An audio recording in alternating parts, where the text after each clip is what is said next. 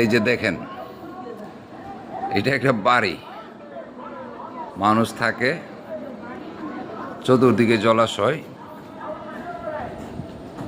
যাওয়ার একমাত্র রাস্তা একটা নৌকা। আমি গ্রামের মানুষ, ছোটবেলা গ্রামে কোষা নৌকা বলতাম আমরা। এরকম একটা কোষা নৌকা এখানে আছে, এই যে দেখেন, দেখা যায়। ওদের যাওয়ার একটাই মাত্র রাস্তা এই কোষা নৌকা।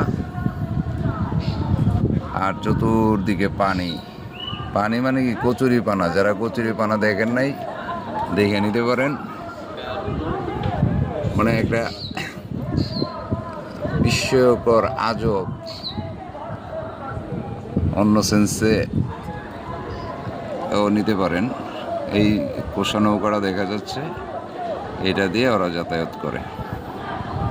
আল্লাহ রহম করো, অনেক শান্তিতে রাখছে। আপনার কাছে লাখ লাখ শুক্রিয়া।